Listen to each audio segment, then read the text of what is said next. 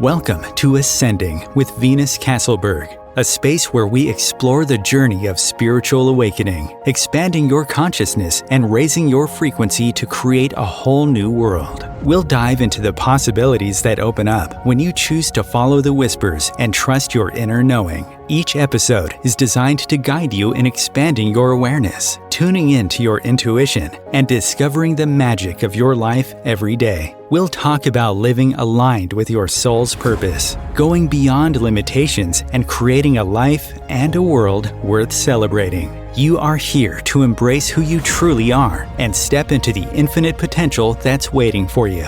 Let's ascend together. And now, here is your host, Venus Castleberg. Hello, everyone. Hi, Andrea. I'm so happy to be here with you all today. Thank you for tuning in. I know that this show is a little bit different than what we usually do. However, there's a reason, there's a method to the madness. And I really wanted to bring Andrea Merrill on. She's a speech coach. And no, I'm not saying that right, but storytelling speaker coach. And she actually recently helped me. I had an expo and I was going to be talking in front of a bunch of people. And so she helped me create a story to share with others. And we have this Facebook group, and I've had a lot of people really asking me, like, how do I grow my business? How do I, get myself out there more? How do I, be more successful? And I think that Andrea has something that can contribute to you. She's helped a lot of people, 20 years of experience. She's got psychology and applied behavioral analysis behind her. She's helped business owners generate over 80 million of revenue.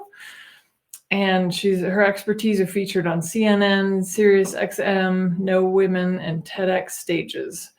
So she has a lot of experience in this field.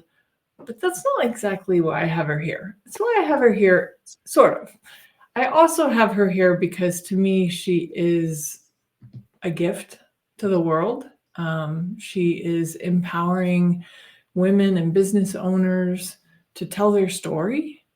She is, I like to call her an angel. So such a gift to me personally. And just somebody who truly just has your back. Like, she's there for you. If this is something that you'd like to learn how to do, Andrea might be your gal. So thank you, Andrea, for joining me on this awesome adventure. I can't hear you for some reason. You click the gear wheel. Yeah. All right, can you hear me? Yep, gotcha. Cool. Awesome. Okay, good. So welcome, honey. Thank you for being here.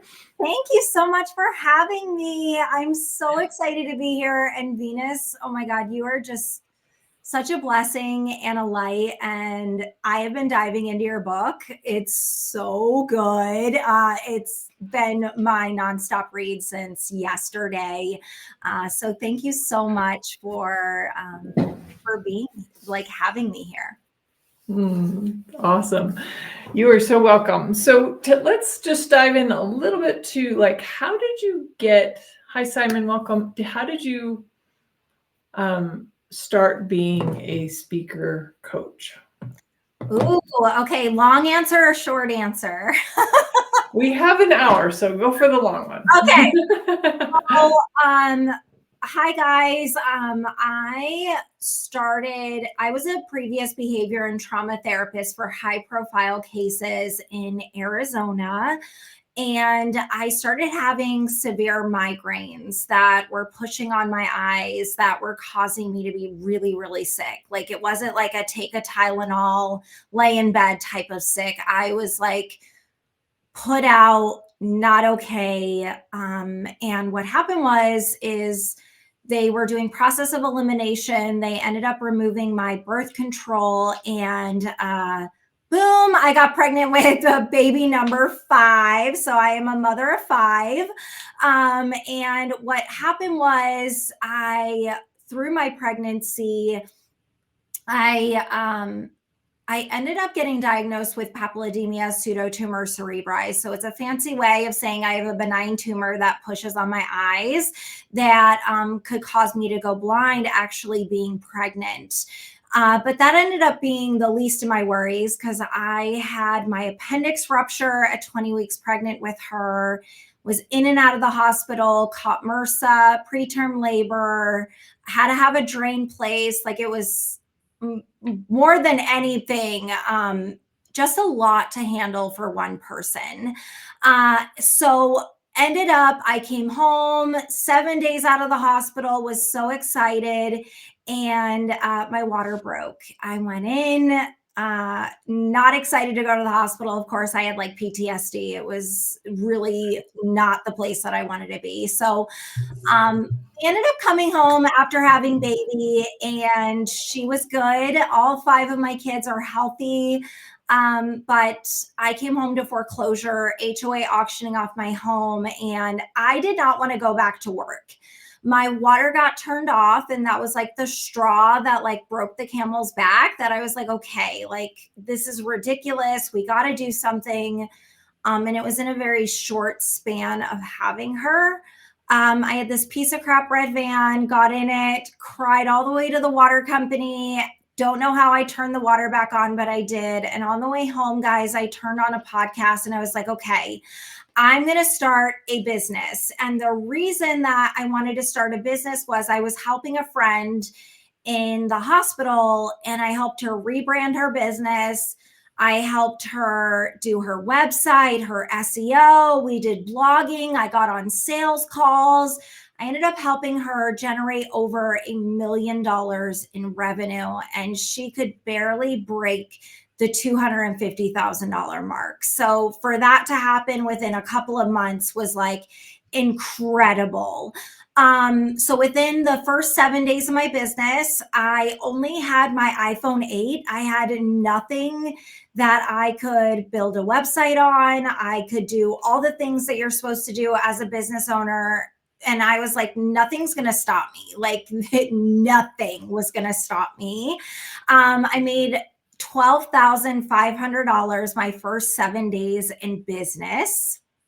I was a brand website designer and SEO strategist, got ourselves out of debt. Everything was amazing. And I did that for about 5 years. And about a year ago, a little over a year ago, I had burnt my $250,000 business to the ground. I hated what I was doing. I didn't want to do it anymore. I was frustrated. I was like, okay, what are the parts that I really love, and how have I helped my clients? Because I have helped them generate over $80 million in revenue and land some incredible deals. And it all came from storytelling. It all came from coming up with their marketing, their strategy, and their story. And I was like, okay, this is what I'm going all in on. And that's what I've been doing. And oh my God, it's absolutely changed the trajectory of my business. That's awesome. Yeah, I love that story. I'm just like you took, like in a way, you're doing what you coach, right? You're telling the story, right? Of like what. So what would you say is maybe some of people's biggest challenges that you run into when you're coaching somebody to like to trying to encourage people to tell their story? Yeah. So one of the things is people, when they start a business, they think that they're just starting. And I'm like, you are not just starting. You have a whole history that you haven't even talked about. But when we start our business, we often think, okay, we're getting started. And I fell to that trap, right? Like I felt like I was brand new. I was getting started. This is new for me. Like who's going to pay me all this money? And what I realized is by putting ourselves in that box, in that container, we then lessen our value And then when we get on sales calls and we're talking to people, they're like, but how much you're charging and what you're saying are so vastly different, because when you come to sales calls, you're coming with knowledge, expertise, everything that you've done, but you are not translating that into your messaging and into your pricing. So that is probably one of the biggest things that I struggle with when I start talking and I start coaching people. Gotcha. Okay. So how do you start to encourage people to share their, like, what if somebody's like, okay, I'm doing a sales pitch or I'm promoting this class, right? And they're not telling their story because they're like, oh, I'm embarrassed, or I don't want people to think less of me, Yeah, and this goes back to a lot of gurus tell you it's not about you. It is about you. People buy into you before they buy into anything that you sell. I will tell you that hands down. When I get on calls, they're not sales calls, they're vibe calls or they're fit calls. They are a way for, hey, how are you? Where are you at in the world? And how can I help you in your business? Like, that's what I say every single time, because at the end of the day, I want to learn about them. I want to understand them and then see how I can best support them. It has nothing to do with me. It has everything to do with them. But also, when it goes into telling your story, people want to know who you are at your core, because we buy with emotion. We don't buy with our logical state. Right. Right. It's really the vulnerability. I actually used to have a show called Being Naked, and it was all about vulnerability. And the whole point was when we're willing to be that vulnerable, when we're willing to put ourselves out there, it's like people can relate, like you said. It's like they're like, oh, this is a person. This isn't a company, that business. This isn't this is actually just a person having an offering. Right. Yeah, absolutely. And I think at the end of the day, they're going to buy into what you're saying, right? It's the dream, the possibilities, the expertise, the knowledge. For me, my story that I just shared gets me clients no tomorrow, right? And it's because I am willing to be vulnerable. I'm willing to really share the deep parts that were embarrassing. I mean, telling somebody that I was in foreclosure and my HOA is auctioning off my home and my water gets turned off and I have 5 kids, that's embarrassing. That isn't something that I'm wanting to shout from the rooftops. But I will tell you, when I was trying to sell my expertise, people love expertise, sure, but when I started selling my deep vulnerable truths, that is when people were like, oh, I want some of that. And how do I tell my story in that way that's going to drive traffic and sales? Right. Yeah. What was your biggest challenge in telling your story and making that sort of change? I thought nobody cared.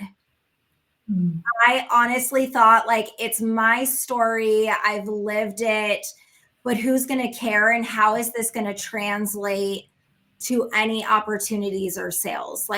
We're so focused when we're business owners on sales. Every day it's on our mind. What lead generation are we doing? What sales are we doing? What offers are we doing? What business opportunity, right? It goes on, it spins in our head. And then I realized that when I shared my story with people, it always led to a sales conversation. And I was like, but why? And then I went back to, I was a behavior and trauma therapist. I have my master's in psychology of applied behavioral analysis. It's all around behavior. So now I'm like, what are the statistics around storytelling? I realized you are 22 times more likely to sell using a story than you are. Like facts tell and stories sell. So people want to feel that story. They want to feel like you're a human. Like I'm buying into a human. I'm buying into even a brand, right? Like for instance, I love roughing it. And when I mean I love roughing it, I love like sleeping on the rocks, like camping.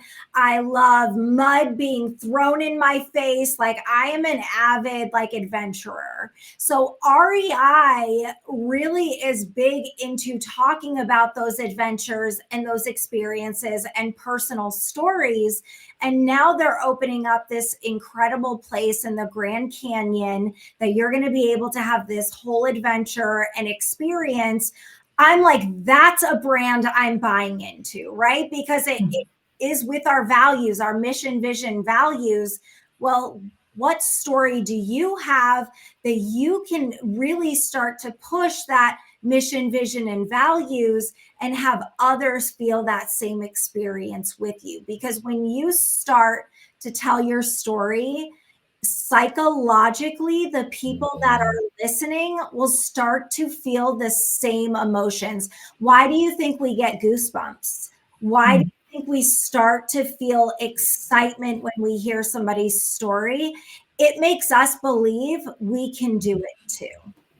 I love that. It's such an invitation. It's like, oh yeah, that person did that. That person turned it around. Yeah, right.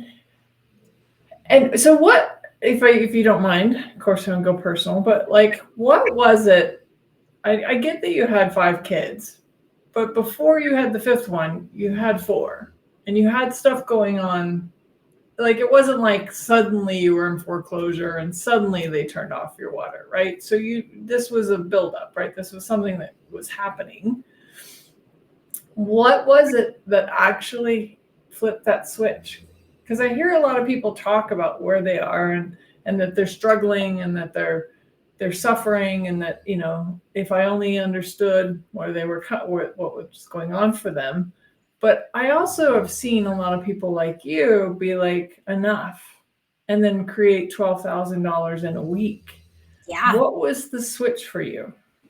Yeah, I love that you bring that up because you're right. There's always that catalyst of change. And this is not my first entrepreneurial rodeo. Like I actually had a sewing business because I had 3 kids under 3 years old. So I cloth diapered all of them. I actually told someone that I could sew before I could even sew.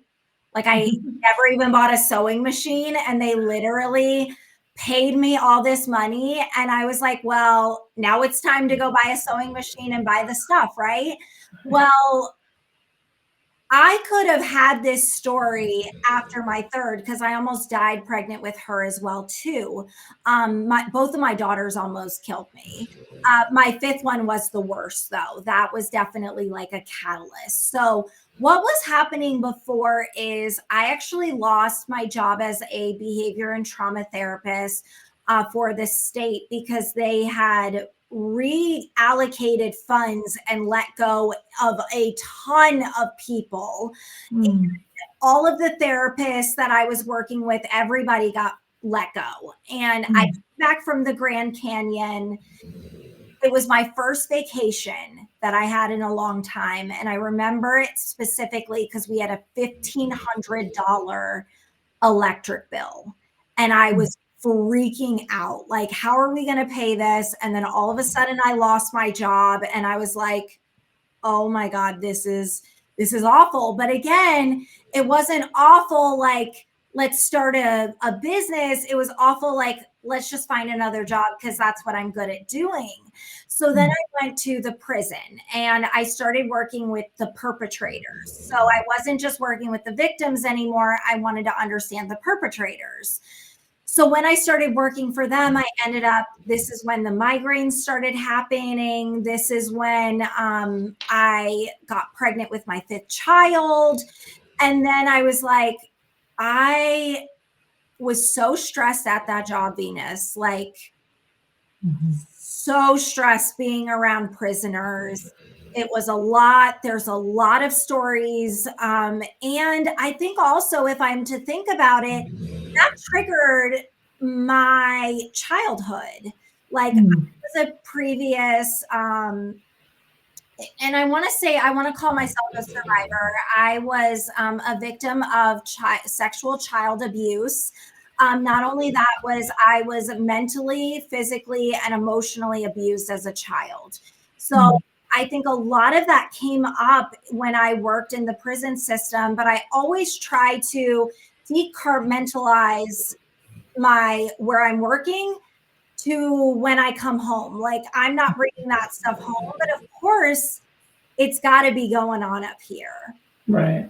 So then all of a sudden I ended up, my appendix ruptured while I was working at the prison.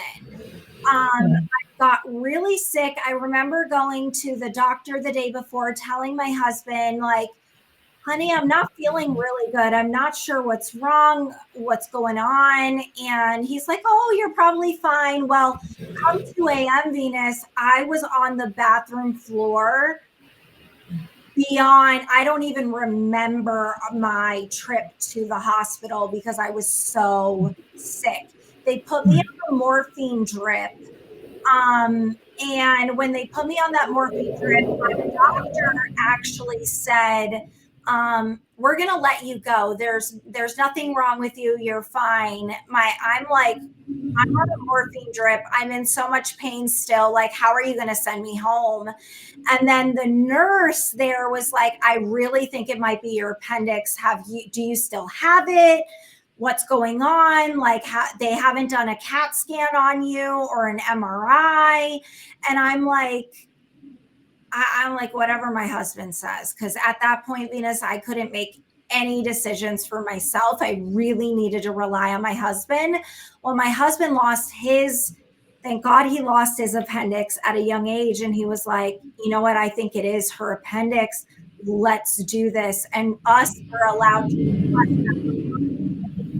Well, I went and did it. The moment that I came out, the airlift was there already. The helicopter was there to take me out.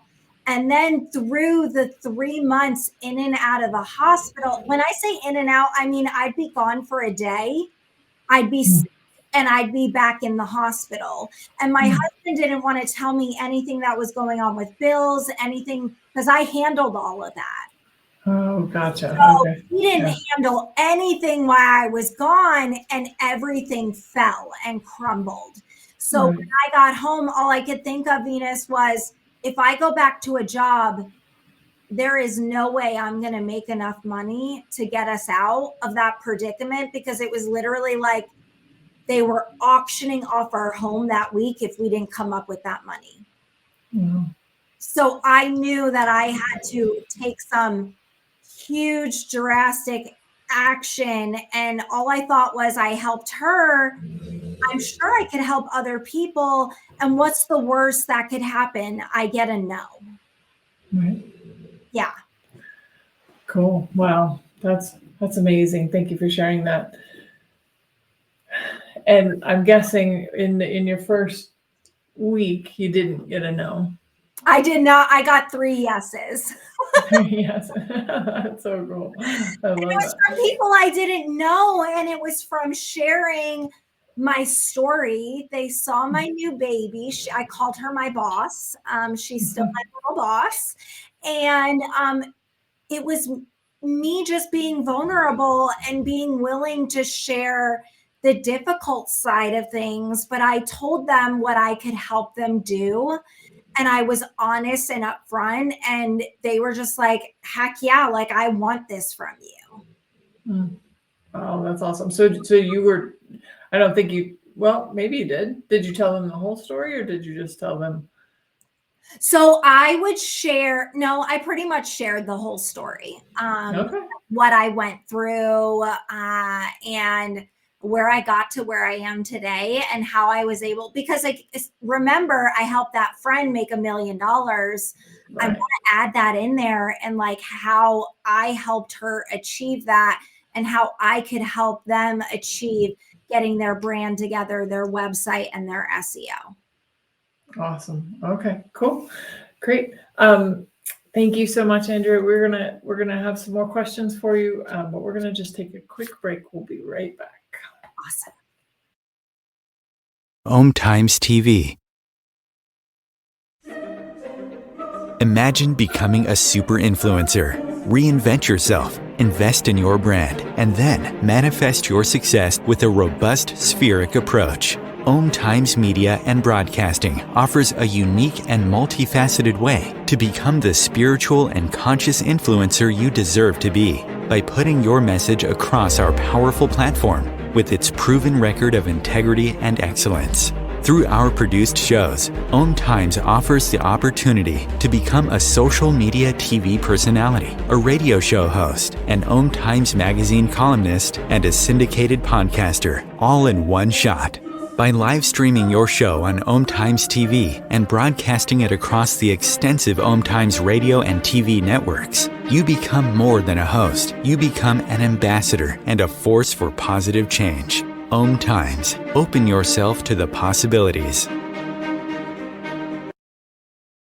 If I could be you, and you could be me for just 1 hour. If we could find a way to get inside each other's minds. Walk a mile in my shoes. Walk a mile in my shoes. Well, before you abuse, criticize, and accuse, walk a mile in my shoes. Hello, everyone, and welcome forward. Hi, Bob and Kimberly, and we have some people commenting. IB, nice to have you here. I know there's lots more of you out there. For those of you who might be joining us later, we're talking about stories that sell. And I worked with Andrea personally, and I wanted to share this because I don't think I actually had a chance to share this with you, but I thought this was really interesting. So I did this Mind, Body, Soul Expo in San Diego this last weekend, and I got up and I told my story. I was definitely somebody who was like, people don't want to hear my story. They don't, I tell little pieces of it. Oh, hi, Astra. I tell little pieces of it, but I wouldn't, I'm like, they don't need to hear the whole thing. Like, it's like, why? I didn't really have that people wouldn't necessarily care, but I think I had it like, somehow it would be taken as ego or taken as, I was bragging or, something, and instead of like, how can this contribute to others? So it was really cool to actually share my story. And what I was surprised at, believe it or not, I was surprised at the number of people who did approach me after, who are very successful in their own right. Like they, having their own, but then came to me for like readings or came to me for answers or came to me for collaboration. Hey, I'd really like to collaborate with you. And I was like, wow, I didn't realize my story, I guess I kind of thought my story might attract new people to me or people who haven't really been on the spiritual path yet. And what I found was a lot of people who were already very successful and were like, but I think you have something you can contribute to me. So that was really cool. To experience that. Yeah. And I was just like, and I was surprised too. And I was like, sometimes you meet people and they're like kind of cold or, I think everybody has walls and barriers and has their own points of view. And, and so some people who seemed that way in the beginning, after they had heard my story, like commented about how kind I seemed and I was like, wow, I was just sharing. I was vulnerable for sure, but I was just sharing a story. So, you were booked out the next day. Yeah, totally. Yeah. And then interesting, Astra has it. I feel like my story is just perceived as evil when it was nothing but a thought. Okay. I wonder what you mean by that, Astra. By the way, if any of you would like to call in and ask questions, you can, 202-570-7057. So if you don't want to talk that out, Astra, you can call in and we can talk about that a little bit, or maybe clarify it if you have a question there. We'd love to address it. So when you're talking to, let's say, new people and they're convinced that selling their product, or even, this is another thing too that people do a lot of, like they talk about the benefits for others. They're like, this will benefit you this way. I struggled a lot with that particular one. Like, I'm like, okay, well, how would it benefit them? I don't know. Like, so maybe do you have any advice or kind of an exercise that you walk people through to kind of change their mindset to, even if some people, like with Astra, he says some people say his story is evil. Well, how do you get people to not care what people think about their story? Yeah. So, okay.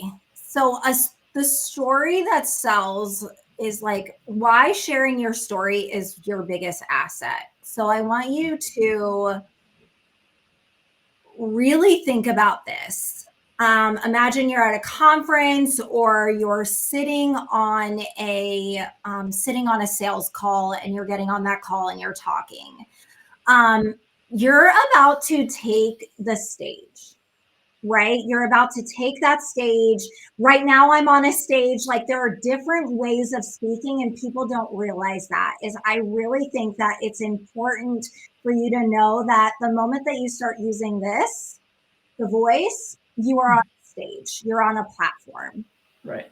So I want you, like a lot of speakers, they rattle off facts, figures, business strategies, but you zone out. Like, I zone out. I'm sorry. I don't want to hear about your facts, your strategy, all the things like that makes me like,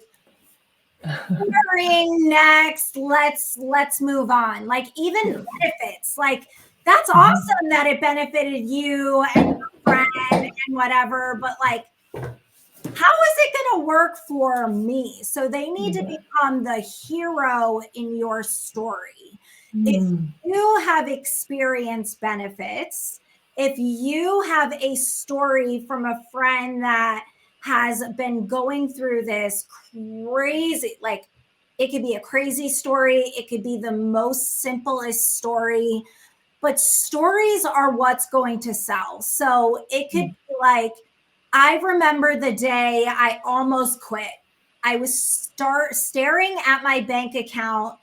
Guys, there was only $5 left. My heart was pounding. I felt like a complete failure. But what I didn't realize in the moment was that my biggest struggle would become my biggest breakthrough. That is a story I want to listen to. What happened? What was going on? Like, that sounds juicy. So boom, that becomes a lean in moment. You feel that moment, you relate to it, and now you've been hooked. Why? Because storytelling isn't just words, it's a connection, and that's where your connection sells.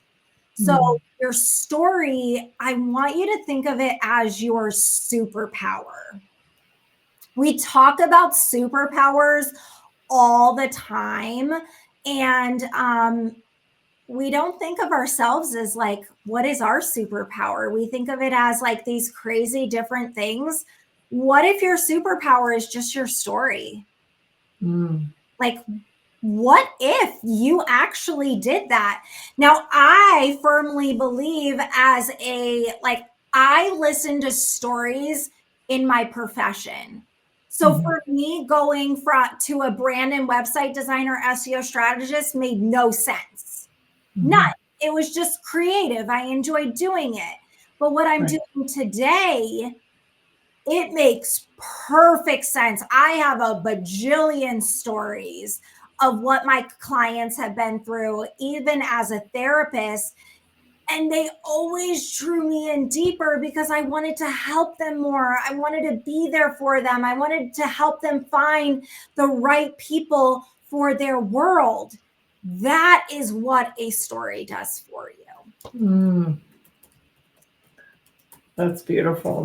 Yeah.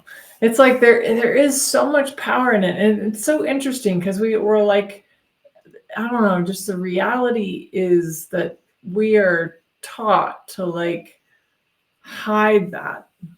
Like, don't hide your shame, hide what you're embarrassed about, hide what maybe some people will judge, right? Like we're still trying to look good, avoid looking bad, right? Yeah.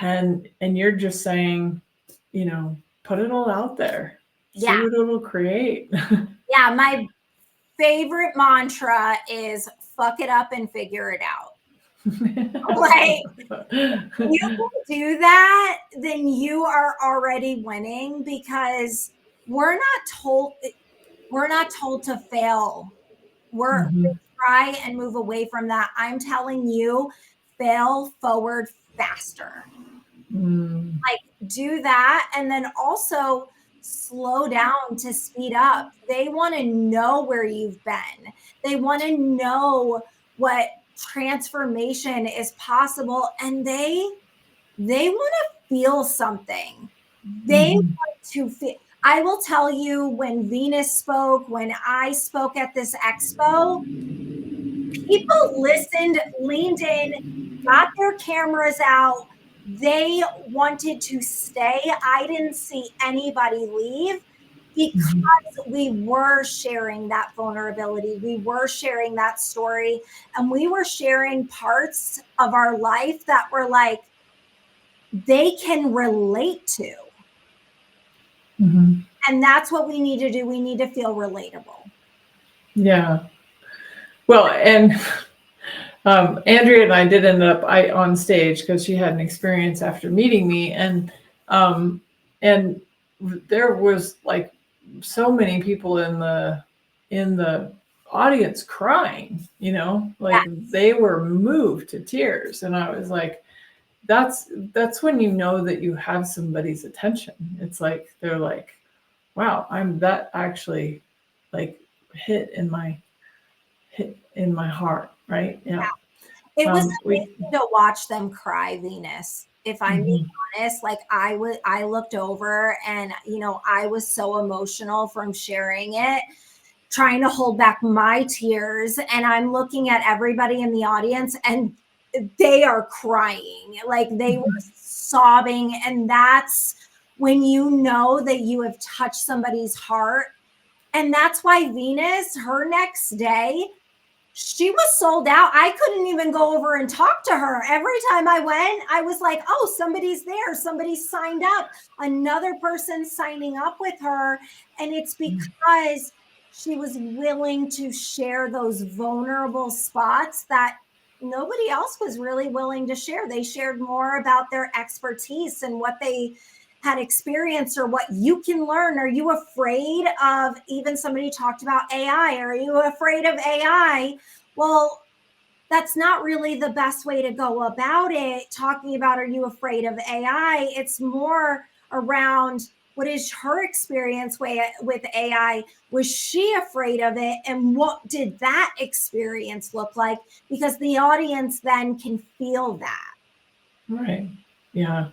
Like it's like getting personal. It's like sitting down with your friend and just being like, you're not going to tell your friends, like, you would really benefit from my program if you like I have people who work for me, and a couple of them are from the Philippines, and I'm like, I really want you to talk to people like the way that you think Jesus would talk to them. Yeah. Just because I know that, I'm just like, it's like your best friend. Like, talk to them like people. Like, these aren't they aren't statistics, they aren't numbers, right? So it's like like, this is the stories is part of that. It's like being willing to be like, oh, okay, I'm going to talk to this person like they're my best friend, and I'm going to share what I went through. And if that contributes to them, great. And if it doesn't contribute to them, that's also great. But it contributes to somebody else, right? And there weren't very many dry eyes in the audience after we got done talking. So, yeah. We did have somebody ask for the phone number. It's 202-570-7057. And you can call in and ask questions. We welcome them. Joseph says, facts tell, stories sell. He's quoting you. Thank you, Joseph.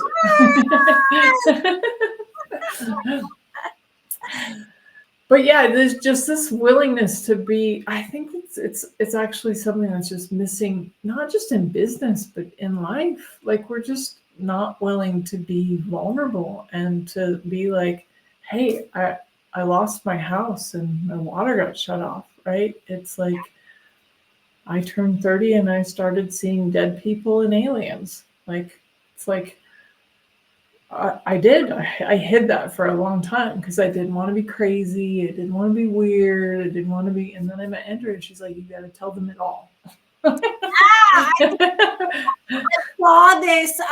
Actually, I got to send it to you. I have a picture. There's this pink building in California that says Mothership on it. And it has aliens all over it. And I was like, it's Venus.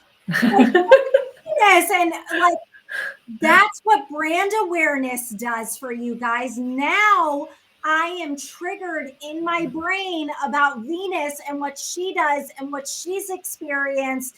And now that correlates and it makes me want to be in Venus's world. And then also brand awareness is about how can I easily share my business with others? Well, if you're not genuinely connected to that business, then you can't share that business with anybody or tell them in a quick one sentence what is it that they do and what they're great at.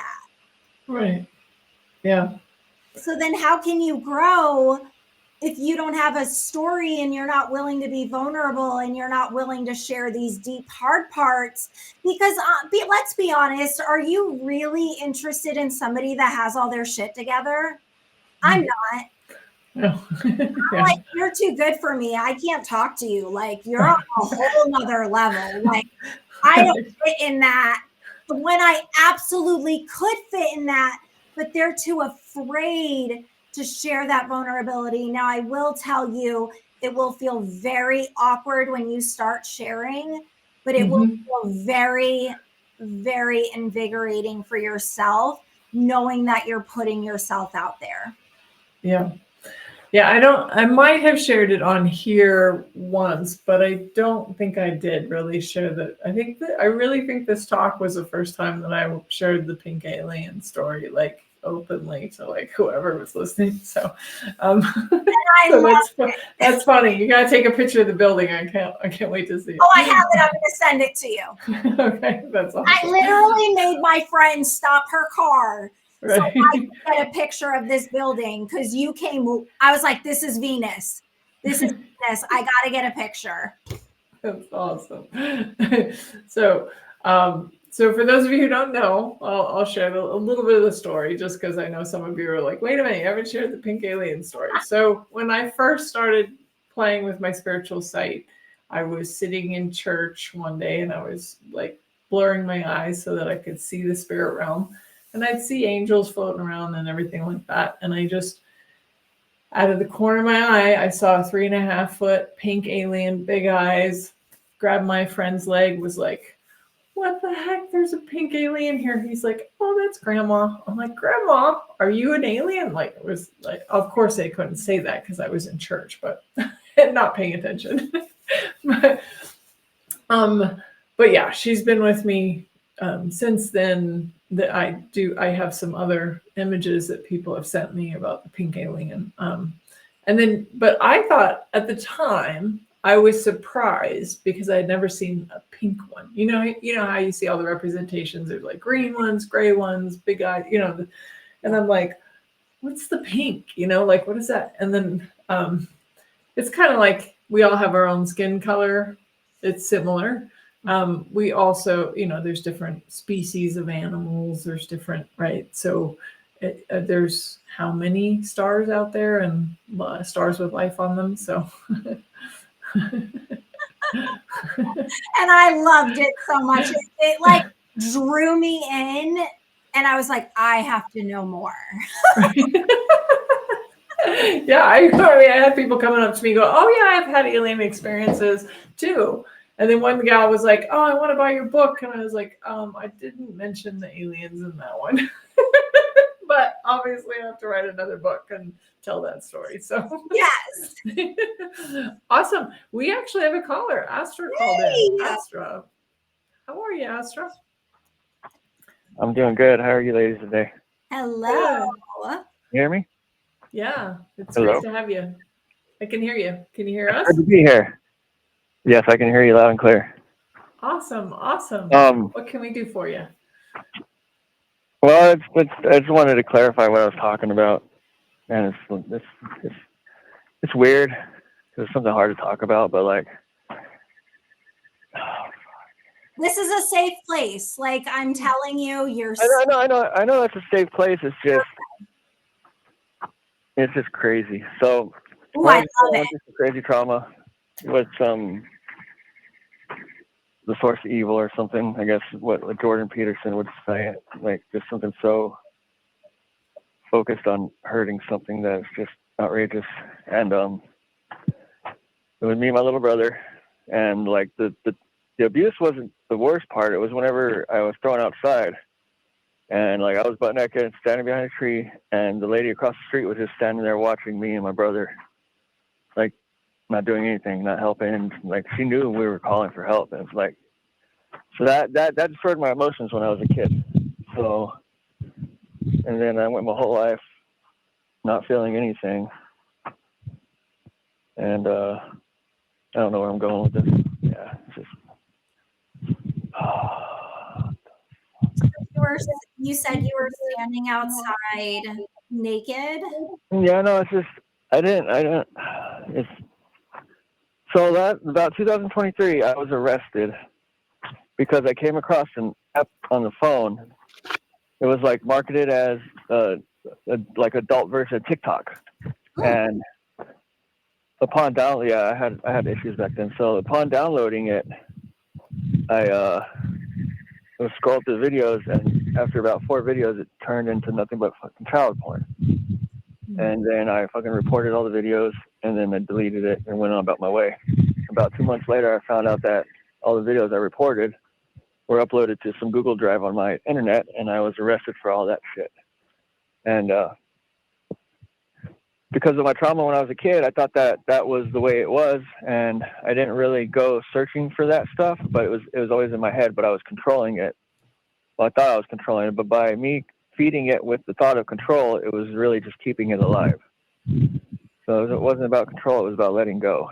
And I went to jail for 6 days, 6th night. So I went to jail, I waived all my rights, just walked right in. Like, as soon as I fucking spoke my truth, it's like everything went away. All the weight just disappeared. And I owned up for what it was. And I waived my right to counsel, I waived my right to silence, and I just went in with it. And I knew I was going to die because that people who do that, I mean, they may not deserve to be killed, but, you know, it goes both ways. I think that people who hurt children do deserve to be killed, but that's not here nor there. But I was certain I was walking into my death, and I accepted it. And I was talking to my brother the whole time because he's the only one who's really talking to me. And the 6th day, I was telling him that. I'm like, I already know I'm screwed. You know, I'm all like, and I'm willing to walk that road. And so I told him I was going to waive the right to trial and just go straight to a judge. And that night, they let me out. And there's no record of any of it. It's just like it never happened. It's just poof, it's gone. And like, since then, my life's been crazy. It's been good. It hasn't been bad. It's been great. And I'm blessed, and I'm grateful for every second that I'm able to breathe out here in the sun. But it's just like, there are people out there that they think that there's some way that they're not, and it's just a thought. And by them controlling the thought is keeping it alive. So I feel like people need to know that it's not about control. It's about letting it go. It's about talking about what happened to you. And like in the past year, I wrote a book that's called Madman's Guide to Galaxy. I learned gratitude. I learned so much in this past year. But above all, I was able to fix myself without seeing a therapist or anything. It's just like you meditate. You meditate on what it is you want to know, and everything will come to you. And it's like, it's just. I think a book, it all works out. Right, is through death comes life. I'm all over the place. Say again? I think you should write a book that says through death comes life. And the reason that through death comes life. Oh, that's true. Because what you had experienced as a child, what you had experienced through this, downloading it, so many people are susceptible to downloading an app, it putting viruses on their web or on their computer. What you have been through, so many people can really relate to that story. You are not the only one that has this story. I'm telling you that through me being a previous behavior and trauma therapist. I've heard this story over and over and over again. Thank you so much for sharing it and the vulnerability, because what you had experienced, you are strong and you are capable of everything that you have going for you. But I would start sharing this because you are powerful. You have a message that you can share and you can build a business off of this. I mean, I could. It's not about the money. I don't care about the money. Nope, that's not the point. I just wanted to help the people. I know that's not the point. That's just me personally. Yeah. But like, I know there are others out there that was like me growing up who like think that there are perception of something that they're not because of something someone else did. Yeah. And like I just want them to know that they can just let that go and it's not them. It's just a thought that they just need to let go. That's beautiful. I think you have an incredible story that you should really start sharing. So one is start with the moment that changed everything. 2, I want you to focus on the transformation, not just the struggle. 3, I want you to keep it simple and emotional driven. And I want you to test this out loud. Okay. Hold on. Let me write this down real quick. I gotta write everything down. My mind is always a mile a minute. Never stops. You sound like my brain. I mean, I was texting my friend whenever you guys were talking, and I was telling her about how it's not about me, because she's all like, everyone's someone's villain in someone's story, Joey, and I'm all like, oh no, I said my real name. I'm just kidding. But and I'm all like, well, it's not about being the villain. It's about being the hero. And right as soon as I typed that to her, Andrea she said about the hero, like right word for word, second for second. It's like it lined up perfectly. I'm all, well, that's what I'm supposed to do right now. That's I love that. Oh, I got goosebumps. I try to organize my thoughts. Say again? I got goosebumps when you said that. That's touch of the divine. Venus, I want to thank you for everything you do from your point. It's been amazing. You've helped me a lot. Oh, thank you, Astro. Your little dandelion whispers have pulled through at the best times. Oh, you are so welcome. And we're running a little bit out of time, Astro, so I'm not going to have her necessarily repeat that, but you can definitely listen to the replay. I got the idea of it. Yeah. Thank you. I appreciate this, ladies. Thank you so much for calling in and being vulnerable. And that really was a gift. We're so grateful for you. Yes, thank you so much. I'm grateful for you as well, Venus. Thank you. Oh, thank you, Simon. You guys, I love you. Crystal, I love you all. Thank you so much. And Andrea, really, truly, I mean, that was beautiful. Like, what a great example of like, tell your story, whatever your story is, write a book, share it with people, share it with people from the vulnerability to invite them to a different possibility. Like there's different things that we can be doing and helping people. And it's not, for a lot of us, it's not about the money, but sharing our stories can change the world. Yeah. I believe when you speak, you generate more revenue, which generates more impact, which generates more opportunities for you to change more lives. And it's constantly going around. That's amazing. Well, thank you, honey. So grateful for you. Thank you, everyone watching and listening now and in the future. Love you all. See you again next week. Bye.